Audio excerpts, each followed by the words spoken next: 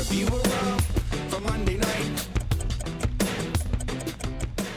It's time for Raw in 3 minutes. I'm John Pollock, along with Wei Ting. If you are watching the web version of Raw in 3 minutes, stay tuned, as at the end of this, we're going to be giving away a Money in the Bank and Attitude Era unreleased Volume 3 DVD for your best Attitude Era storylines. But first and foremost is Raw from Atlanta as we kick things off. It's week 2 of the brand split, and the opening segment, it was a lengthy talking segment with Sasha Banks, with Charlotte, and then Chris Jericho and Enzo getting involved. This would build to a mixed tag, but we got some different personalities with some significant mic time, Enzo and Sasha in particular.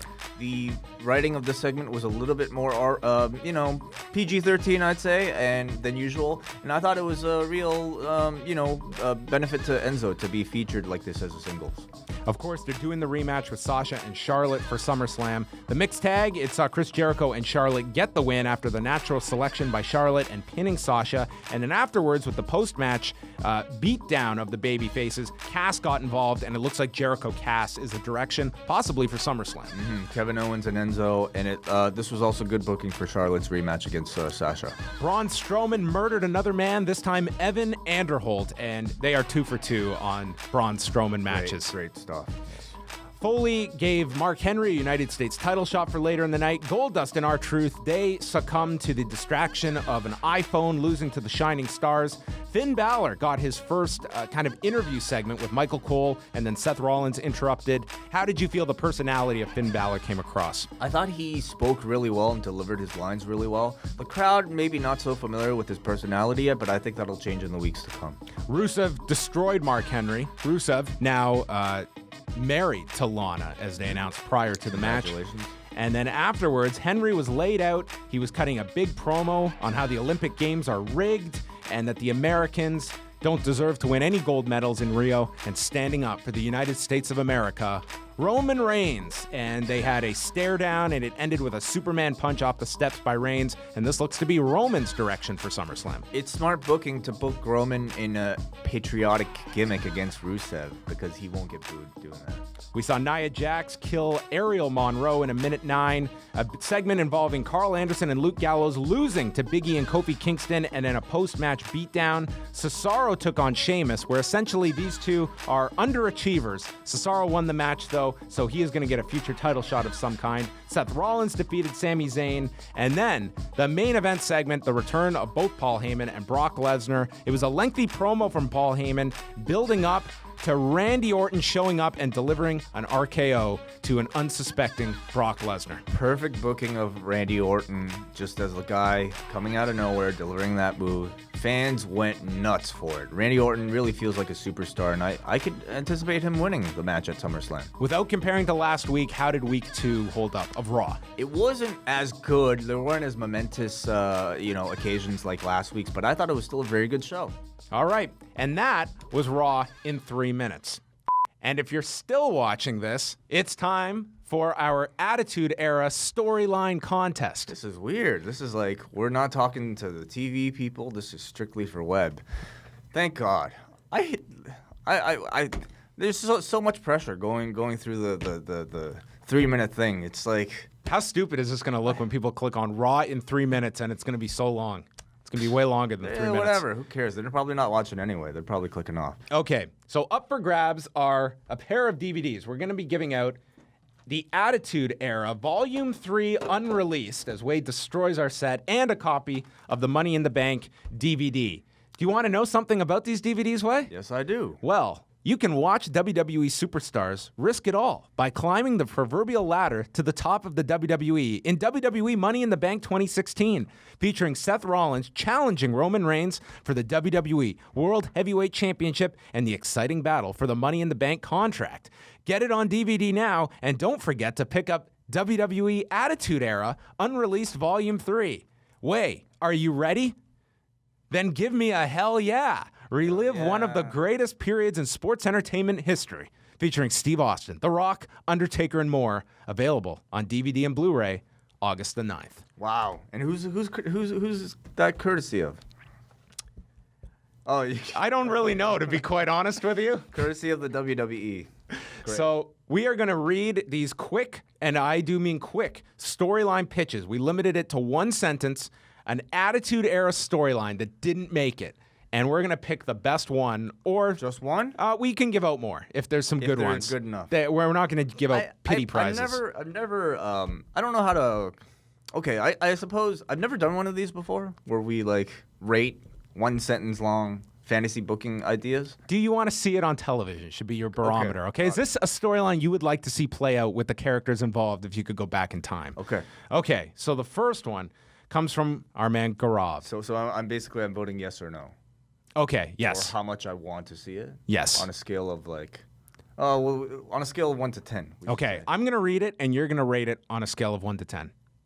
That's not fair. Why? You're putting all the pressure on me, man. You're the editor. This is your contest, dude. Yeah, but I need you to be the judge. All right, fine. I can't do all of this. All right. Okay, from Gaurav. Triple H finds a sex tape of Kurt Angle and Stephanie, and they feud over the world title, leading into a match at WrestleMania, with the stipulation being that Triple H will release the tape to the world if he wins the match, and if he loses, he burns the tape. That's kind of weird that you would release a sex tape, Of his Triple wife? H of Stephanie. Yeah, why would if he wins the match and if he loses, he burns the tape. Wait a second. So Triple H is with Steph. This is extortion at its most basic, but kind of convoluted given that the storyline couple was Triple H and Stephanie at this point. So why would he want to release a sex tape? I mean, I guess It should be the other way around. Kurt has the tape, and he will release it of Triple H and Stephanie, perhaps. Or he's got one of his own. This isn't a logical one, Gaurav. I don't really want to see that. Okay. I don't really want to see the sex. I mean, maybe I'll watch the sex tape, but I wouldn't want to see the angle. So I don't know. I give you a 3 out of 10. Yeah, it would, to play off of tonight's Raw, it would probably be entitled, Don't Turn Your Back to Me. Oh, my. Brad is our next one. Dr. Death Steve Williams wins the Brawl for All and faces Steve Austin at WrestleMania for the championship. Well, that's pretty... Steve Williams versus Steve Williams. Is that the hook? These are just... These were not really comedy-based. These are just actual storylines. So, okay. So he's being serious there. Yes. I don't want to see that match. Actually, that match would be pretty good. Don't you think? Steve Williams versus Dr. Death versus Depends Steve Steve Williams of what year. But I feel like Dr. Death would be forced to, like, fight, like, the match like a boxer. See, Steve Austin in a Brawl for All match against Dr. Death. Some of his matches were like Brawl for All matches when you saw him just walloping guys in the head. Yeah. I don't know if I really I don't think that one's that great. We're also limiting it to one entry per person, so I see I give both of those maybe like 5. Okay. David Duffenberg. Val Venus tries to get his little Valboski back in a Val's pole on a pole match. Some of these are just awful, guys. Like, I know sometimes people criticize, but... Wasn't that the intent of the I don't know what I'm seeking here, but that's not it. That's not the winner. David Duffenberg lost, okay? We're looking for one that is DVD. Okay, this one I want to hear your reaction to. Okay. Zombies attack the WWE, led by The Undertaker in the Ministry of Darkness, until Prince Charming Triple H saves the day from the zombies.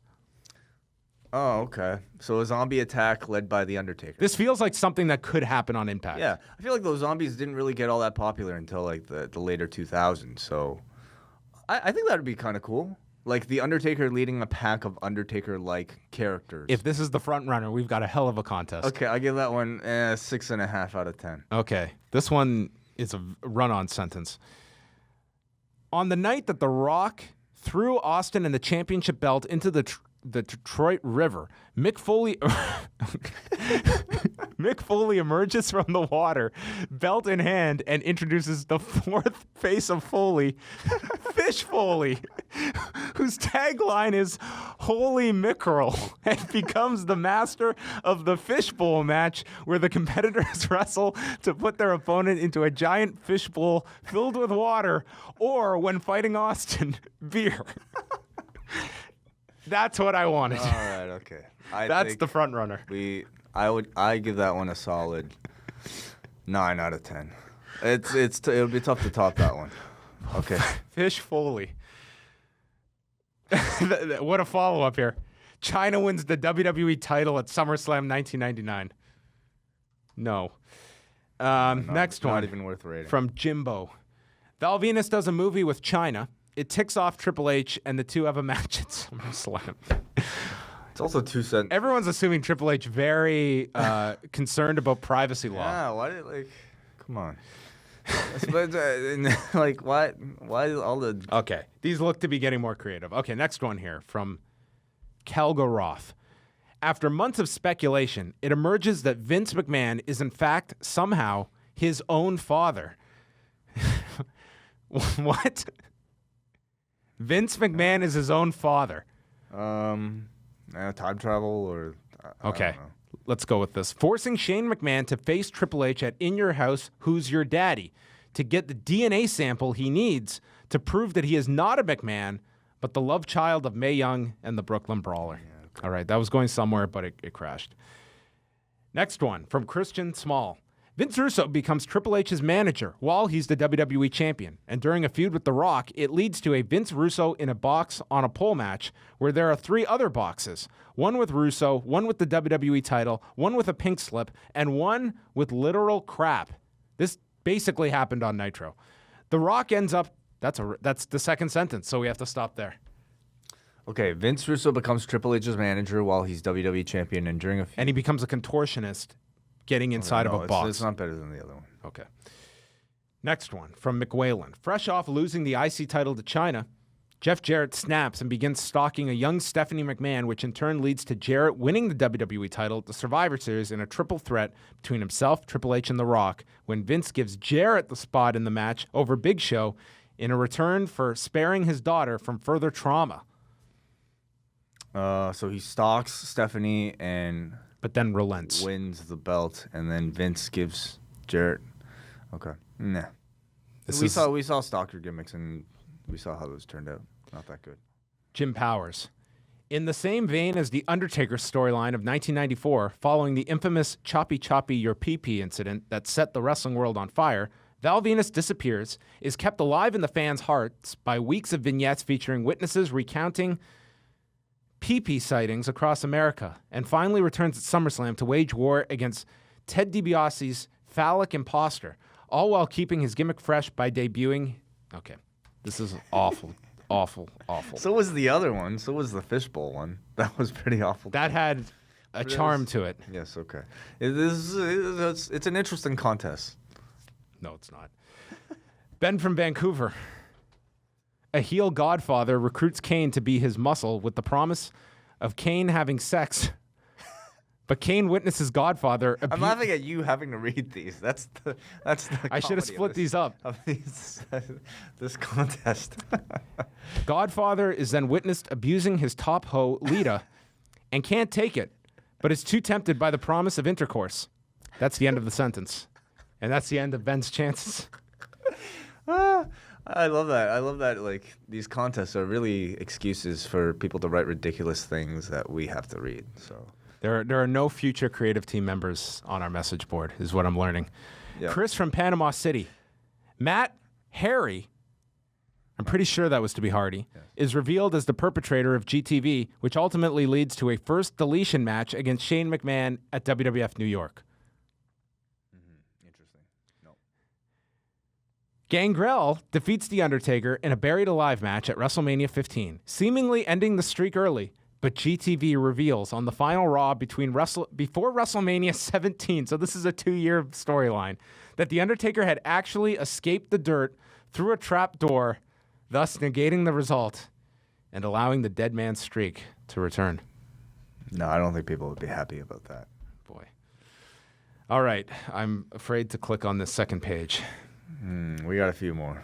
Come on. There's still a chance. You should read some of these. No, I got to vote. All right, fine. I got to save my vote. Sure, I'll vote.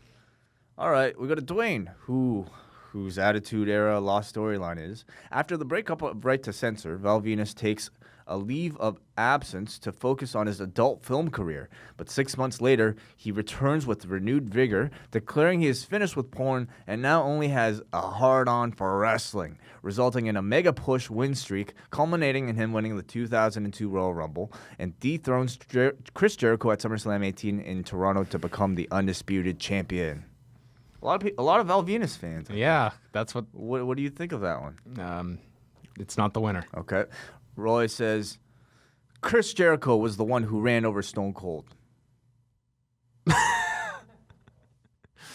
All right, and the last one here, wait. LM from Massachusetts. Just skip to the third paragraph. Okay. Mark Henry has a DNA test done on the hand Mae Young gave birth to, and Bret Hart is revealed to be the hand's biological father. Not only did Bret screw Bret, but also Mae. Mae names the hand Montreal Hebner. That one's pretty good.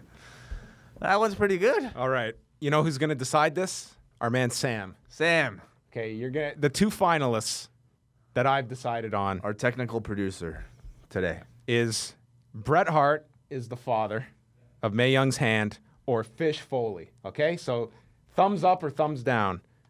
Fish Foley. Thumbs up. Okay. And the other one, thumbs down. Congratulations. Fish Foley is the winner. Tomorrow. Congratulations. Wow, what a You know what? I'm gonna give our finalists both. You're gonna give both of them? Well, congratulations to Fish Foley and Mae Young's hand. You know, Wade, you With learn Bret something. Hart. You learn something new with every contest. Well, this was a great contest, John. It We really got a was. laugh out of some of them. Yeah, it was a really that good was the contest. goal. And also the longest version of Raw in 3 minutes. Yes, that everyone was Raw in a long time.